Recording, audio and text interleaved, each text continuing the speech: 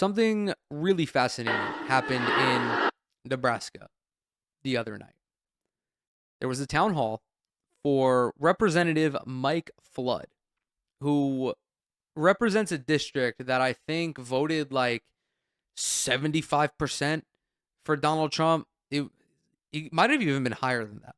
But Nebraska is a red state, very red state.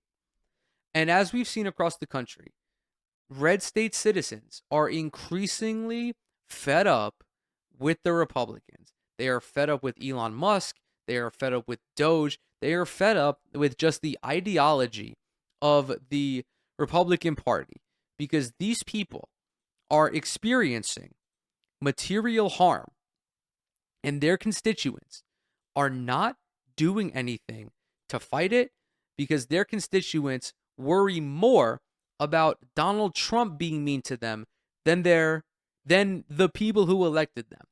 If you're a public servant and you are not operating at the behest of your people, you are a fucking disgrace. These are the people who voted for you. You need to do what is best for them. So these folks were gathered here. Just listen to what they're chanting. Listen to it.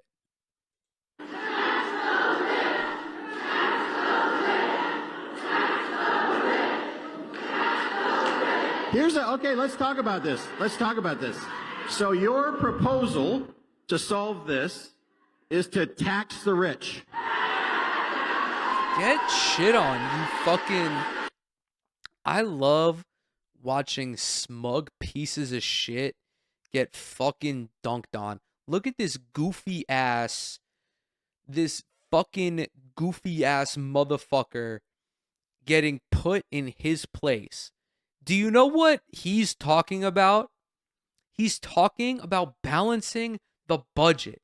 Do you know what is an appropriate attempt to balance the budget? Taxing the rich, taxing the church, and taxing corporations. Why? Because it generates revenue. Republicans can only conceive of balancing the budget by taking things away. Things like Medicaid, things like Social Security, things that working class people rely on. And working class people do not want that stuff taken away from them. They do not want the already small safety net that they have to be ripped away from them. And they don't want their representatives, like this fucking goober, voting in line with someone like Mike Johnson.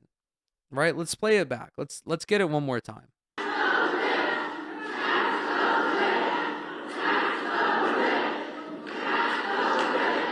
Okay, let's talk about this.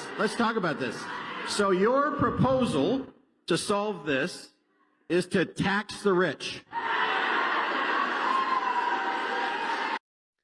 Once you get out of your DC echo chamber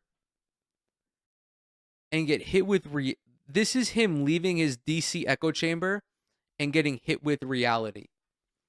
He spends, I don't know how much time he spends in Washington, but there it's a suck fest. All they do is just fucking glaze each other. And they glaze Donald Trump and they glaze the Republican Party as a whole. And then you go back to your town or your county or whatever district you represent and you realize that the policies that you voted for are hurting the people who voted for you. We have some additional coverage on the situation. By the way, shout out to everybody who is going to these town halls, to the few Republicans that are having town halls and fucking kicking them in the balls. I, in all likelihood, will not agree with probably the majority of people in here, but I still want them to have as quality of a life as they can. I still want them to be able to live a fulfilling life. And people like Mike Flood are ripping that away from them. This story is courtesy of Nebraska Public Media, which is a PBS affiliate. Several hundred attendees filled the Columbus High School auditorium for Congressman Mike Flood's first town hall during President Trump's second term. Flood represents Nebraska's first congressional district, which includes Lincoln, Bellevue, Fremont, Norfolk, and Columbus. Platte County, where the town hall was held, voted overwhelmingly Republican in 2024. Trump won the county with 78.7% of the electorate, and Flood fared even better, winning 83.1% of the voters. But based on the crowds inside, it seemed as though percentages were flipped. Most questioners were displeased with the actions of Trump and Musk's Doge, criticizing what they perceived as Flood's inaction to stop them. Why do people not like Doge? It's very simple. They are ripping healthcare and business loans away from veterans. They are basically furloughing working class government employees. They're going after Social Security, things of that nature. They are not going after actual waste, fraud, and abuse that is done by the military and by the Department of Defense. They are simply going after programs that they don't like, and they don't like these programs because these programs benefit working class people. The congressman fielded several questions about proposed cuts to Medicaid, $880 billion in proposed cuts, by the way, and the federal workforce by referencing the national debt. A giant screen over the stage displayed the $36 trillion figure, ticking upwards every second. Worth noting, the debt is always split into two camps. You have public debt and private debt. Public debt is debt held by the government, whether that be for things like infrastructure or spending on Medicaid, Social Security. Not Social Security. Social Security cannot actually contribute to the debt, but you understand what I'm saying. Government spending. The rest of the debt is held by private citizens and business owners. That debt does not exceed the GDP. However, this debt does, which is why that is the figure that Republicans always run with, because it gives them an excuse to propose these drastic cuts. Ultimately, where we need to go is to a balanced budget. Flood said in response. Boost followed, prompted by Flood asking the crowd, how can you be against a balanced budget? We can also just do what is it, Denmark does, and they put the debt at like $999 trillion. So that way this is never a fucking discussion. Moments later, attacks the rich crowd echoed through the auditorium. Applause was seldom throughout the night, but the crowd's most positive reaction came when Flood expressed his support for Ukraine and NATO. Damn. I only say that because there were a lot of Republicans who flipped on Ukraine as soon as Trump made it look like they were the aggressor in this situation. I do not feel like Ukraine should have to give up any land to Russia. I also believe that the Russians should return the 20,000 Ukrainian children they kidnapped. I want better relations with Ukraine, and I want a stronger NATO, and I want us involved in NATO. Fuck NATO, by the way. I just don't like NATO as an organization. I think that it is explicitly just targeted against Russia. That's what it is. It is the fuck Russia coalition. Speaking to the media after the town hall, Flood said some of the concerns people raised at the town hall will make him ask more questions when he goes back to Washington, particularly regarding proposed cuts on programs meant to help veterans. I heard a lot of concern about the Department of Veterans Affairs and what's been presented. I'm going to go visit the hospital. I'm going to go visit the doctor. I'm going to ask more questions. I saw very clearly that a lot of my constituents had questions about it. Yeah, but are you going to go and actually fight against these things, or are you just going to go to say that you went? Earlier this month, Speaker of the House Mike Johnson advised congressional Republicans against holding in-person town halls. Coward behavior, by the way. Fucking cowards. Mike Johnson, I'm talking to you as a fellow short guy. You are a fucking coward for advising Republicans not to have town halls. You're a clown, straight up. You are not a short king. You're a pipsqueak. Alleging that Democratic activists were being paid to disrupt them, Flood said the events came with the job of being a congressman. There's probably some people here that didn't agree with my position on a lot of things, but they went home with the satisfaction of knowing that they let their representative know how they felt. I think that at a minimum, there's some value in that. Congressman Dan Bacon, who represents Nebraska's Omaha-centric 2nd District, will hold a virtual town hall on Tuesday. Flood said he will hold another town hall in Lincoln sometime in August. So these folks at this meeting, at this town hall, they to a certain degree, I believe, hold maybe even some values that I do, right? Think about expansion of Medicaid, the overall rework and reform of the healthcare system, higher minimum wage, although I'm sorry, I don't know what minimum wage is in Nebraska off the top of my head. I have it on good authority to assume that these people are probably in favor of those things as well. Certain policies that would be deemed quote unquote far left and radical and too progressive by both Republicans and Democrats, believe it or not. I have it on good authority to say this because let's look at this tweet from Warren Gunnels, who, as we know, is closely associated with Bernie Sanders.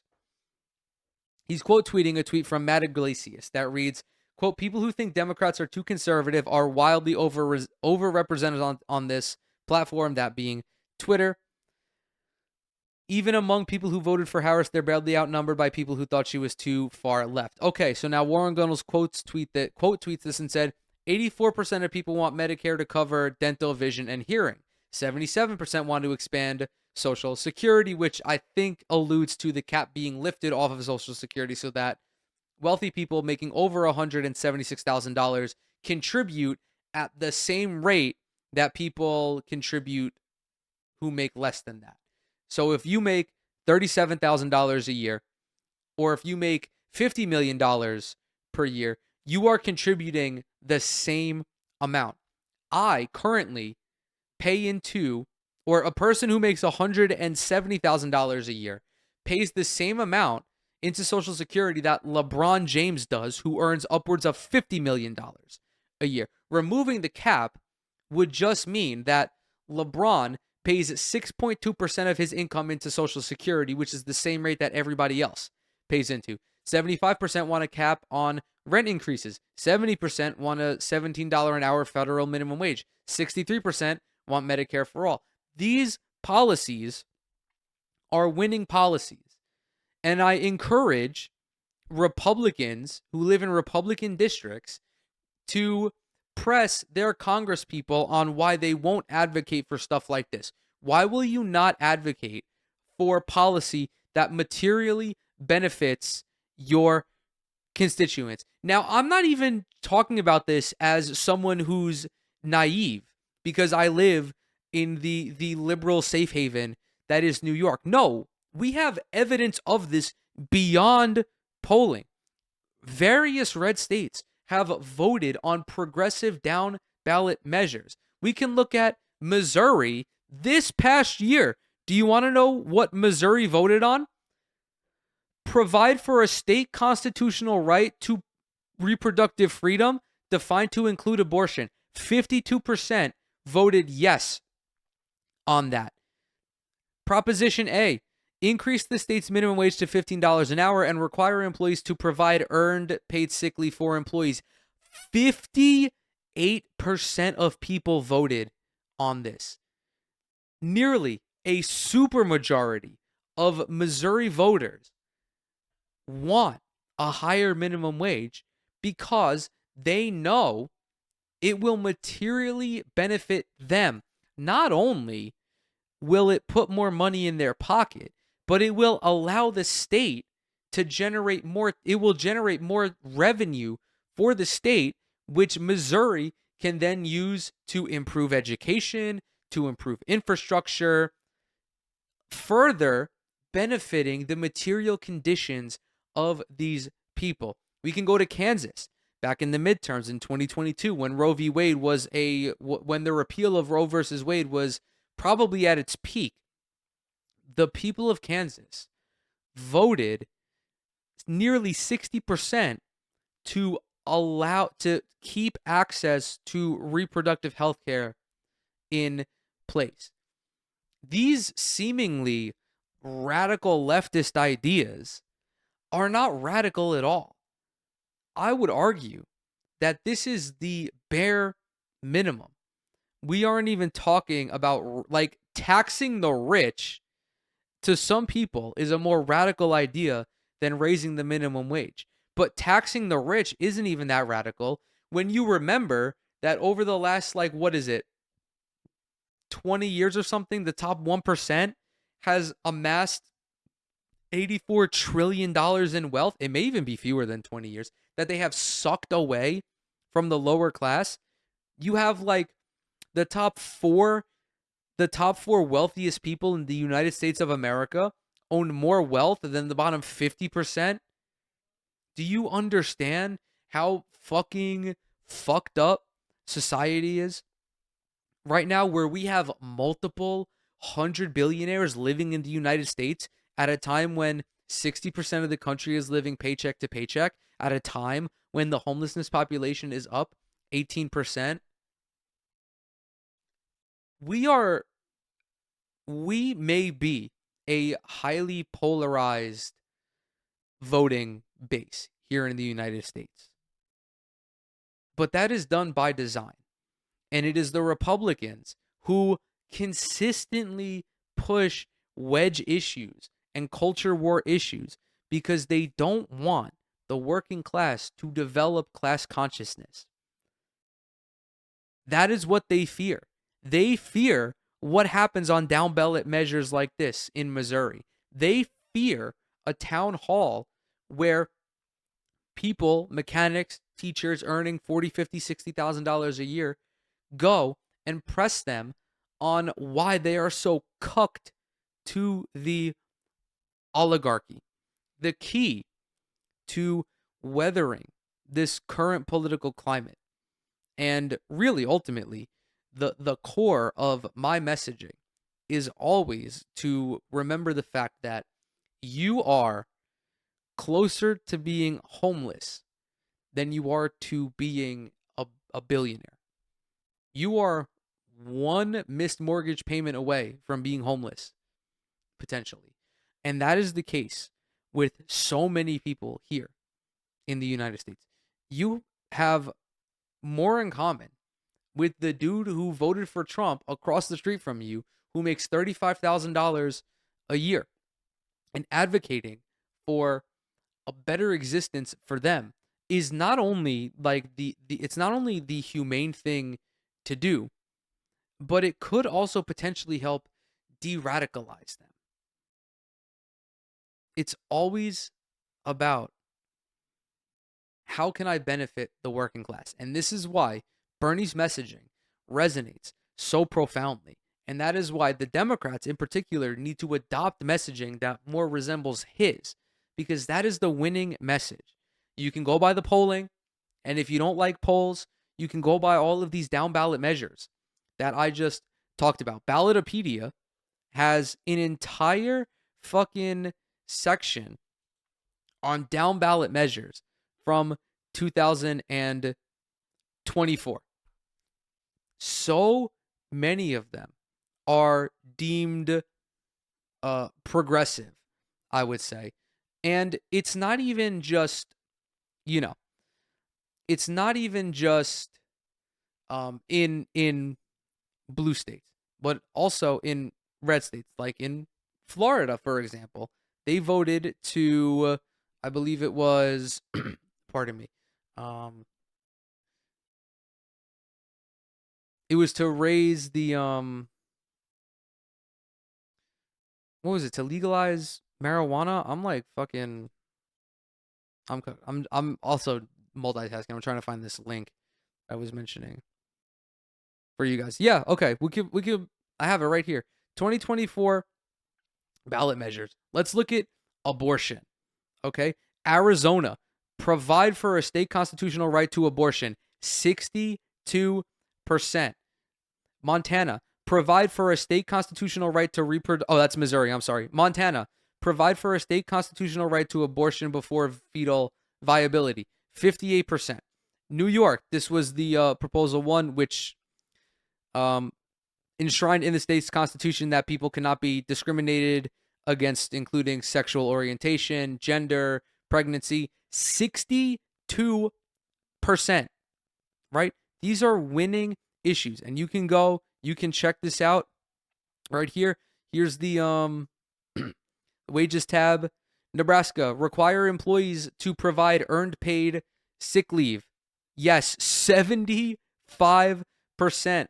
Alaska, increase the state's minimum wage to $15 an hour, and require employers to provide earned paid sick leave for employees. Yes, 58% of the electorate. Nebraska legalized the medical use of marijuana in the state. Yes, 71%. Like, this shit is a winning message, my man. You don't always have to talk about things on the basis of sex or gender or race or whether this is CRT, DEI. Yeah, it is crucial to talk about systemic racial injustice in America, and I understand that. But when it comes to winning elections, that shit does not matter to people when they can't afford groceries and they can't afford rent. This was a key issue with Kamala Harris's campaign, is that she, as the months went on, or as the fucking weeks went on, she drifted further and further away from her economic messaging, which, in conjunction with her dogshit stance on the genocide in Gaza, tanked her campaign. When you look at why people are voting, when you look at the most pressing issues as to why people are voting, the economy for Republicans is number one. But for Democrats, the economy and the cost of living lands somewhere in the top 5. This is a key issue for so many people because it directly impacts them.